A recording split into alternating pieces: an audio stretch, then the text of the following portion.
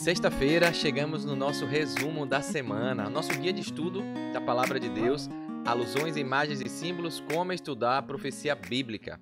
A gente vai fazer uma breve recapitulação. Se você não acompanhou tudo, tá aí no card. Desde o sábado passado, a gente está estudando sobre compreendendo o sacrifício. Desde o Jardim do Éden, a gente viu que Deus, de forma didática, pedagógica, mostrou um redentor que viria, um cordeiro que viria tirar o pecado do mundo. E a gente viu isso durante toda a semana. Então, vamos recapitular, tirar os aprendizados, as aplicações práticas para a nossa vida, para, além de entender, compartilhar desse importante sacrifício para a humanidade, né, que muitos, infelizmente, ainda negligenciam. Então, fica comigo até o final do vídeo, vai ser rapidinho, mas vai valer a pena, porque vale a nossa salvação. Logo após a vinheta.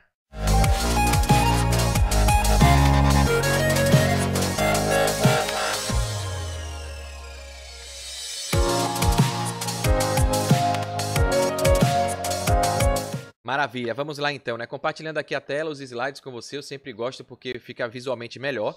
Sexta-feira, hoje 9 de maio, encerrando aqui o tema da semana, né? Compreendendo o sacrifício. Como eu falei, tá no card, na descrição, nos comentários desse vídeo aqui, o link dos vídeos anteriores, tá? De sábado, domingo, segunda, terça, quarta, quinta. Então, vou fazer uma breve recapitulação do que a gente estudou, tá bom? Lá o vídeo é mais completo, aqui é só um resumo que eu pego no perfil Tá Na Lição, muito bacana.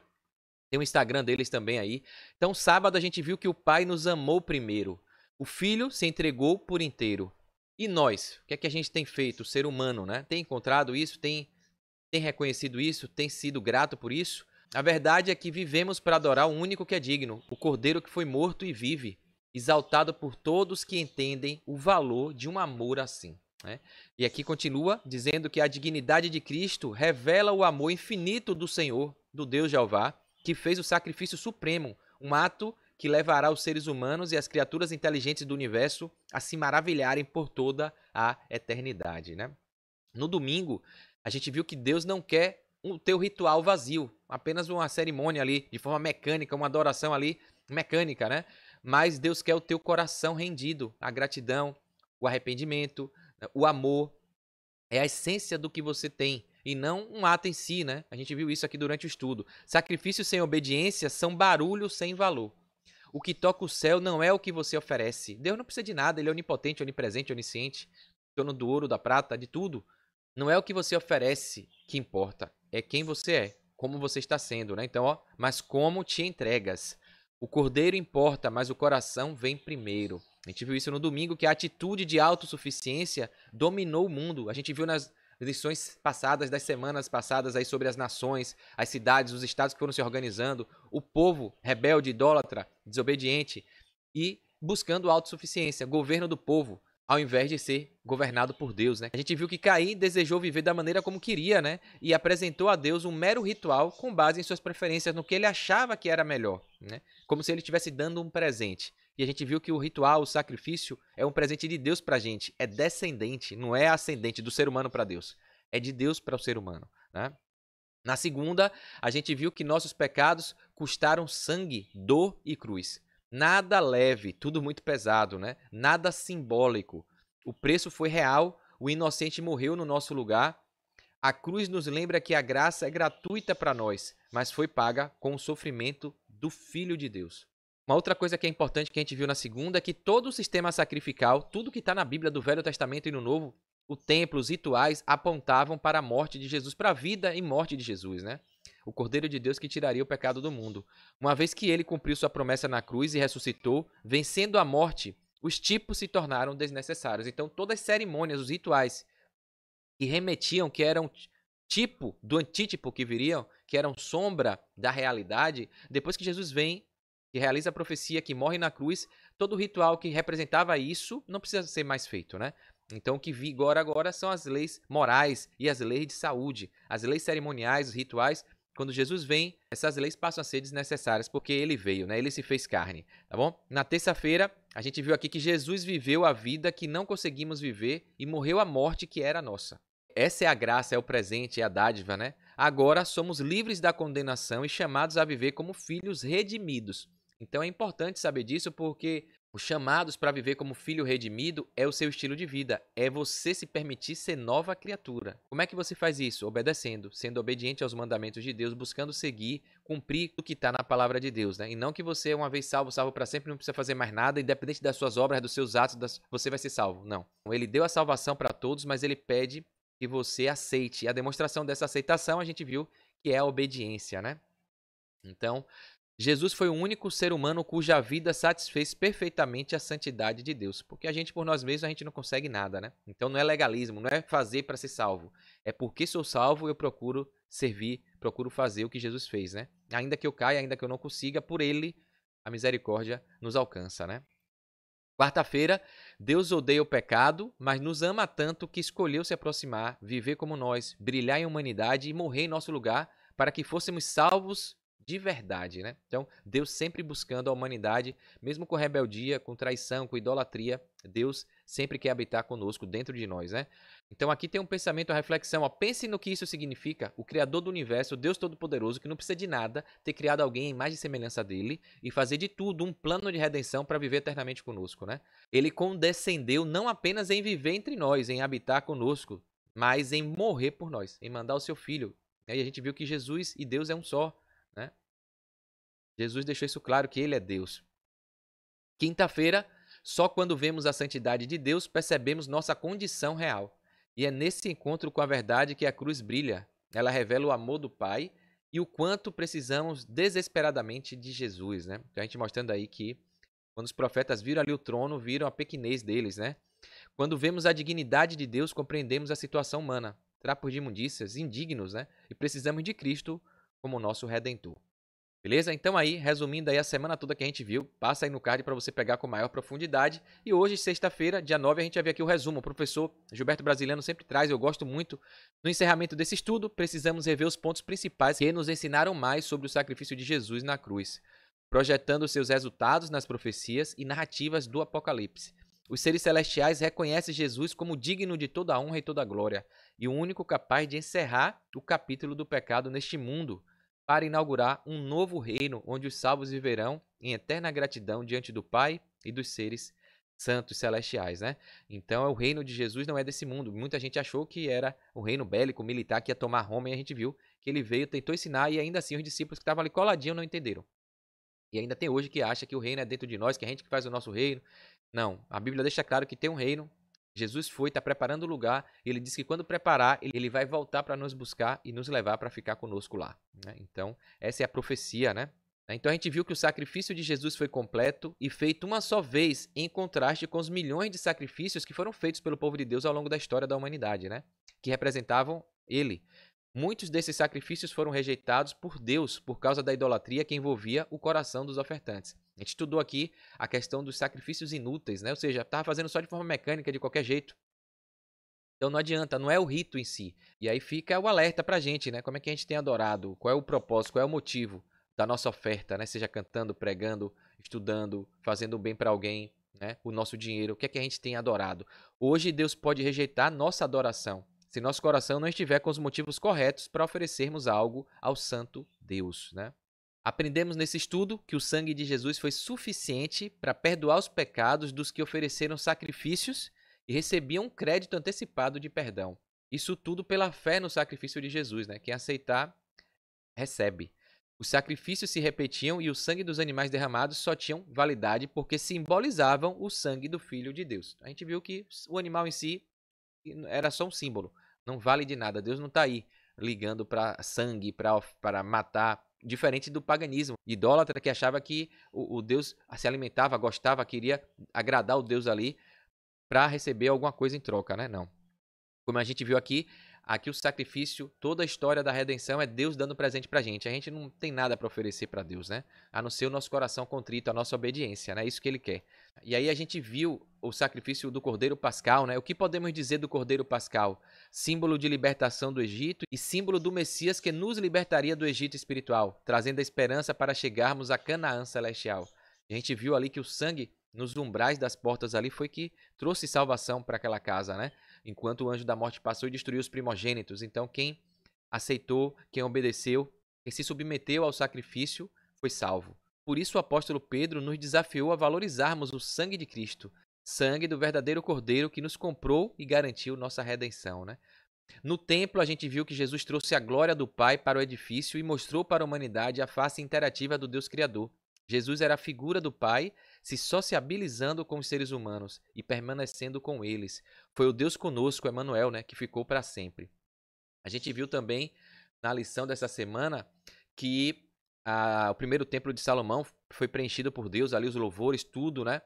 E a glória, o profeta falou que a glória do segundo templo seria maior. Mas a gente viu que o segundo templo não teve a Arca da Aliança, não teve a presença de Deus como teve no primeiro templo. Ali não tinha ouro, não tinha prata, não tinha aquelas coisas, adornos todos que tinham no primeiro templo. E a gente viu que a glória viria porque Deus se fez pessoalmente presente ali, com Jesus, através de Jesus. E aí não tem glória maior do que estar na presença do Filho de Deus, do Deus que se fez carne, né? Então, por isso que a glória do segundo templo foi maior do que a do primeiro, porque Jesus, o presente que Deus nos deu, ele se fez carne e habitou ali, esteve ali desde os 12 anos, né? Na sua fase adulta, mostrando quem era Deus através dele, né? Não tem glória maior do que o próprio Deus estar ali presente. Aqui no guia, né, traz um pouco também algumas frases que vale a pena compartilhar com você. Cristo é o único digno de obter e garantir a nossa salvação. Sua vida foi a única sem pecado que satisfez perfeitamente a glória de Deus, né? Ele é o Cordeiro Imaculado e está à frente da raça humana como nossa garantia eterna. Ele tomou sobre si a nossa culpa, satisfazendo o juízo que é a resposta de Deus ao pecado, que era aquela lei que o salário do pecado é a morte. E aqui fica claro, o guia traz, o autor coloca que se houvesse outra maneira da gente se salvar, sem violar os princípios do seu governo eterno, né, das leis máximas de Deus, Deus teria feito, né? Mas a única forma que teve, se a lei eterna não muda, o salário do pecado é a morte. Lúcifer questionou tudo isso, é o grande acusador, apontando aí, ó, tem que matar, tem que morrer, pecou, se rebelou. Deus fez o quê? Tá bom. Adão pecou, eu vou descer aí e vou morrer por ele. Ou seja, se alguém tem que morrer, ele se fez carne, eu vou morrer por toda a humanidade. Então, o plano de salvação é algo assim extraordinário.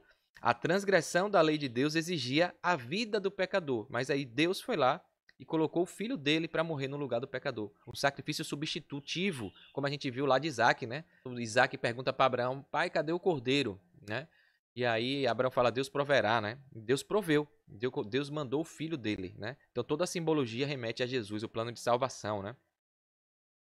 Então por que tudo isso? Visto que a lei divina é tão sagrada como o próprio Deus, unicamente um ser igual a ele é que poderia fazer a expiação por essa transgressão dessa lei. Então se a lei é divina, é eterna, não muda, e o salário do pecado é a morte, Deus acabou indo para morrer, para respeitar a lei, né? Ninguém a não ser Cristo poderia redimir a maldição da lei, o ser humano decaído. E aqui está falando da lei do salário do pecado, não é a lei dos 10 mandamentos, né? Porque muita gente interpreta errado, distorce. Aqui está falando da lei máxima que era, se você desobedece, se afasta de Deus, peca, que o pecado é a separação do que é sagrado, você vai morrer, né? E aí o diabo fala, não, você vai ser imortal, você não vai morrer não, você vai ser igual a Deus. E até hoje o ser humano entende isso aí, né? Não tem nada a ver com as leis de saúde, com as leis morais que são eternas, é a palavra de Deus, representa o caráter de Deus. Então a gente viu que Cristo veio aqui para cumprir a lei, não veio abolir essa lei que representa a Deus, né? Ele tomou para si a culpa e a humilhação do pecado, pecado tão ofensivo para um Deus santo que separaria o pai do filho, né? E aí Cristo fala na cruz, né? Por que me desamparaste? Porque ele tinha que morrer como homem ali, afastado dos seus atributos divinos, né? E ele sentiu ali, porque Deus não morre, então Deus se afastou totalmente dele, ele ficou humano como nós, separados, e morreu ali, né? Sentindo tudo que o ser humano sente hoje. Ellen White, no livro aqui Patriarcas e Profetas, fala, na página 39, Cristo atingiria as profundezas da miséria para resgatar a raça que fora arruinada pelo pecado, né? Então, forte demais isso aqui. Vamos dar uma olhadinha aqui em alguns questionamentos reflexivos que a lição traz para a gente, ó. Aqui tem três perguntas para você refletir aí. Perguntas para considerar. João viu um cordeiro que parecia que tinha sido morto. Está lá em Apocalipse 5, 6, né? E a gente entende porque Jesus parecia morto porque ele foi morto, mas ressuscitou, né? Jesus foi morto desde a fundação do mundo. Apocalipse 13, 8. E aqui vem a pergunta, o que é que aprendemos sobre Deus pelo fato de que o plano de salvação já estava em vigor antes do surgimento do pecado? O que é que você acha? A gente já falou disso aqui, né? O amor, a gente já viu, o amor de Deus é tão grande, que ele deu livre-arbítrio, ele não fez robôs, não fez mecânicos, não fez pessoas mecânicas, marionetes. Então ele deu livre-arbítrio, ele sabia que o livre-arbítrio ia ser usado de forma errada, e desde antes da criação ele já tinha criado o plano. Quando o ser humano usar o livre-arbítrio de forma errada, que ele é onisciente, ele sabe de tudo. Então eu vou prover a solução e vou acabar de vez com o diabo, com o mal, com o pecado, né? Outra reflexão aqui, ó. Os ateus acreditam que estamos sozinhos em um universo frio e indiferente. A Bíblia, por outro lado, diz que Deus amou o mundo de tal maneira que desceu até ele e morreu por ele. Isso muda a nossa maneira de ver o mundo e nosso lugar nele? Será que a gente está aqui por acaso, sem propósito, e vai morrer e acabar? Ou o diabo aí chega para essas pessoas que não acreditam nisso e cria a ideia da reencarnação, de uma alma imortal, que a pessoa fica para sempre, que reencarna no animal, que reencarna em outro, e sempre fugindo da verdade, né? A cruz deve impactar o que fazemos? Então, quando a gente entende tudo, nosso lugar, da onde a gente veio, por que a gente está aqui, para onde a gente vai, e por que Jesus morreu numa cruz, quem é Jesus para nós, e qual é a recompensa que a gente vai receber, a gente entende todo o cenário, né? Então a gente entende por que Deus permitiu todo esse pecado, esse mal. O pecado é terrível. E aí a gente pode refletir por que só Cristo pode salvar a raça humana. A gente viu na lição tudo isso aqui, né? Então esse guia é bacana porque vai abrindo a nossa mente, né? Se aproximando aí da verdade que está na Bíblia. E para a gente não cair nas falsas narrativas, né? Nas falsas interpretações. Aqui no final, nos comentários de Ellen White, tem algumas coisas também interessantes. Ela coloca aqui, ó. Por meio de Cristo, o poder moral é trazido ao ser humano. E esse poder muda suas afeições e capacita-o a trabalhar voluntariamente pela causa de Deus, né? Toda a força mental e física estava antes concentrada para realizar obras do mal, obras terrenas, né? Mas pelo Espírito de Deus, uma revolução acontece. O Espírito Santo ilumina, renova e santifica a vida da pessoa. Olha isso aqui, o que a profetisa fala, que os anjos contemplam com êxtase inexprimível os resultados da obra do Espírito Santo na vida de um ser humano. Quando ele aceita a salvação, entende todo o propósito e segue a Jesus, né? Se torna um remanescente obedecendo os mandamentos e testemunhando desse amor, né? O coração rebelde é abrandado e subjugado, e o pecador é transformado e se torna um filho de Deus. O amor é o meio que Deus usa para expulsar o pecado do ser humano, até porque Deus é amor, né? Por meio dele, o orgulho se transforma em humildade e a inimizade e a descrença se transformam em amor e fé. A lei condena o pecador, e por essa condenação ele é levado a ver a necessidade de um Salvador. Ele busca refúgio em Jesus, e o Filho é glorificado e exaltado como Redentor do mundo, afinal ele é o substituto e a garantia do pecador. Ninguém consegue guardar a lei sem ter Jesus no coração, né? Porque é pelo amor, não é pelo legalismo, não é sozinho, com seus próprios esforços, seus próprios méritos, não tem como. Né? Por isso que muita gente aí interpreta errado e quer dizer, é impossível guardar a lei. É impossível, mas com Jesus, aí você se torna mais que vencedor. Então você tem que amar, não é como o jovem rico que fez com suas próprias forças e esforços ia conseguir. Não, ele não amava, ele fazia com segundas intenções de ter a vida eterna. E não é isso, Deus quer que você faça por amor. Né? Então por isso que você precisa dele. Então ninguém consegue guardar a lei sem Cristo. E Deus não aceita os esforços de quem não conta com a sua ajuda. Então é Caim, né? Querendo ofertar algo do jeito que ele queria, sem obedecer. O ser humano é aceito pela justiça de Cristo e pela obediência à lei divina. E a gente vê, finalizando aqui, a importância do complemento da graça, que a salvação é pela graça, pela fé. Eu sempre tenho batido nessa tecla que as pessoas distorcem, tem muito cristão entendendo errado. E a demonstração desse amor, dessa aceitação, é na obediência aos mandamentos. É você mudando o seu jeito de ser, se tornando uma nova criatura. É assim que Deus vai ver se você é de fato aquilo que você está pregando ou não. Se é só da boca para fora ou se você realmente está transformado, né? Então, para finalizar, vamos dar uma olhada aqui, ó. Nada se compara à glória de Deus no céu, e os anjos e querubins e serafins proclamam sua santidade sem cessar, deixando os profetas que tiveram essa visão da glória eterna em êxtase, e ao mesmo tempo temerosos de que, como pecadores, visualizaram a glória do eterno, né? Então, às vezes a gente acha isso, a lei eterna é impossível guardar, Deus, eu sou indigno, eu não tenho como, não. Com Jesus a gente pode tudo, né? Mas como Deus fez com Isaías, purificando-o com uma brasa do altar, ele o justificou pelos méritos de Cristo, que nos dá acesso ao Pai. Então, louvado seja por essa dádiva, né? Um dia os salvos estarão sobre o mar de vidro e depois na nova terra, onde a gratidão e o louvor não sairão dos seus lábios por toda a eternidade em santa adoração. E para finalizar o grande conflito, página 651, a escritora Ellen White coloca: ao olhar as nações dos salvos para o seu Redentor e contemplarem a glória eterna do Pai resplandecendo em seu semblante, irrompem num hino arrebatador: digno, digno é o Cordeiro que foi morto e nos remiu para Deus com seu muito precioso sangue.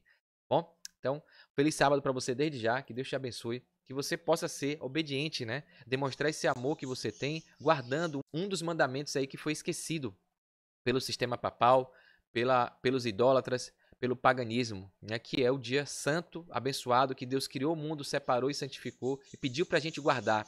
E ele sabia que o povo ia esquecer e ia negligenciar. E ele colocou no mandamento, o quarto mandamento, está lá em Êxodo 20 na sua Bíblia, lembra-te do dia de sábado. Então, ele é o único mandamento com ordenança de lembrança, né, para você guardar, dedicar exclusivamente a Deus. Então, que todas essas verdades aqui façam parte da sua vida e que a gente se prepare, porque breve Jesus vai voltar, tá bom? Então, se você gostou, curta, comenta aí, se inscreva aqui no canal, clica no sininho. Essa é a forma que você tem de agradecer por esse tempo, por esse estudo aqui, por esse trabalho que a gente tem feito de levar essa mensagem. Além de você receber os avisos das notificações, dos vídeos que eu estiver postando, você vai ajudar esse conteúdo a chegar em outras pessoas. Então, o algoritmo, o YouTube, aí, a inteligência artificial, vai ver que o conteúdo tem relevância, é legal, e vai mandar para outras pessoas que querem estudar sobre a Bíblia, querem entender um pouquinho mais sobre profecia, sobre os símbolos. Então, dá essa força aí, dá essa moral, porque você vai ser um missionário, vai ser um duplicador, tá bom? Então, aguardo você no próximo estudo. Um ótimo sábado, um forte abraço, sucesso e fique com Deus.